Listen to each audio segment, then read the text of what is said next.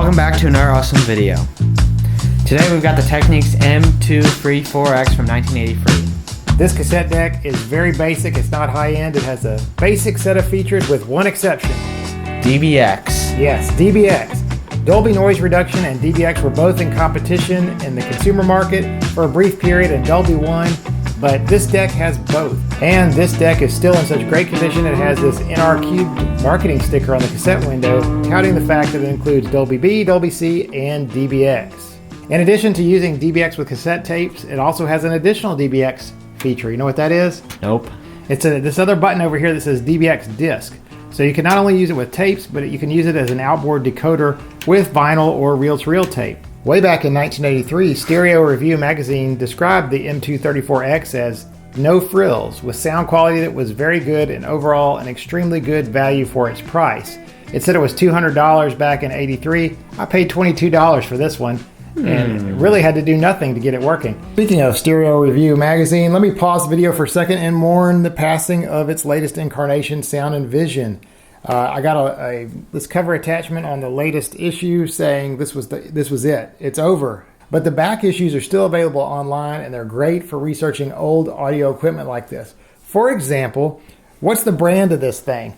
Technics. Right, Technics. I've heard a lot of YouTubers pronounce this Technics, but I found this ad in a 1972 Stereo Review magazine, and it has a pronunciation key, and I've always said Techniques, so I'm sticking with Techniques.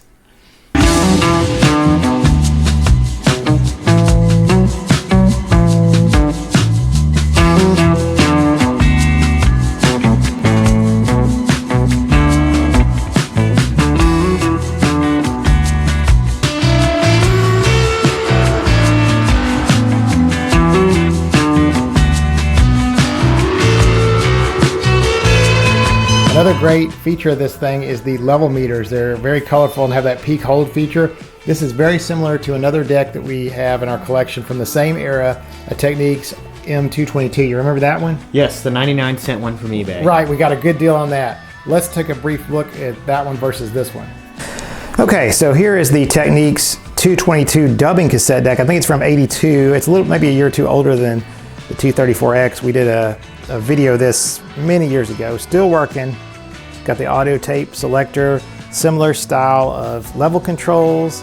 This may be a little bit more mechanically complicated because it's got music search, it's got dubbing, whatever. 2 cassette mechanisms.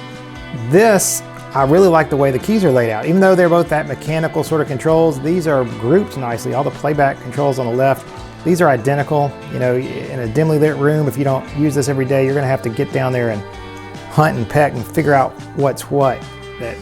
If you turn off DBX, the red segment at the end turns off. So that's a little subtle difference between these two. Otherwise, they're very similar. So DBX, in my opinion, was probably technically superior to Dolby. I mean, recording studios continued to use it after it failed in consumer market. But if you play a DBX tape in a car or something without DBX, it sounds real tinny. The bass drops out. We'll see if we can hear that. So I'm going to turn DBX off. That's no DBX.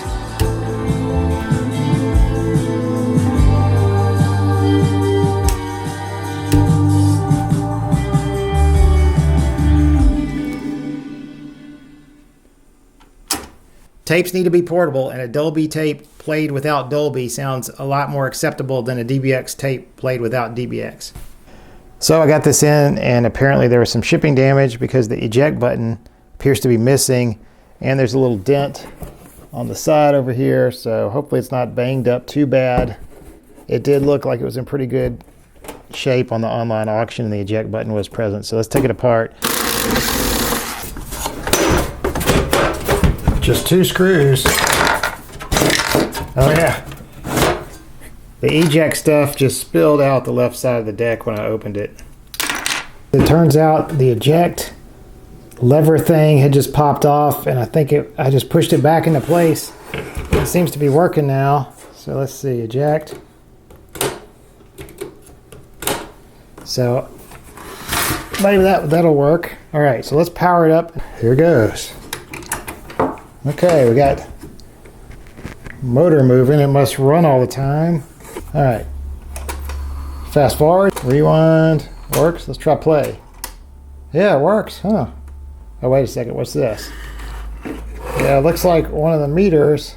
Right channel is pegged, but you know, that could be just like a dirty record play switch. If you've ever worked on cassette decks, sometimes this thing will just get dirty. Just needs to be exercised a little bit. That could be that easy. Don't have a tape in there because it can erase your tapes, right? Because that turns on record mode. Let's try that again. Let's see play. Oh, look. That did it. No more meters. So this thing appears to be working. I probably need to get in there and clean it up, but you know, I mean, I just want to try this. Let's just hook it up and see how it sounds. Let's play.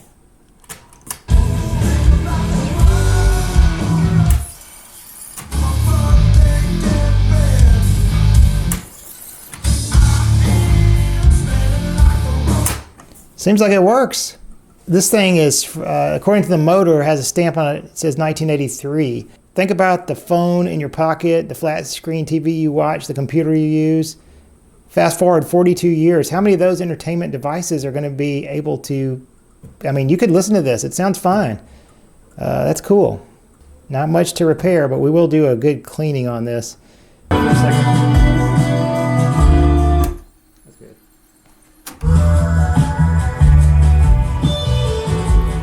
Okay, so in the end, I feel like the 42-year-old magazine article was accurate. This is a affordable, decent sounding, no frills cassette deck with DBX. It does a pretty decent job. What do you think about the controls? They seem very responsive.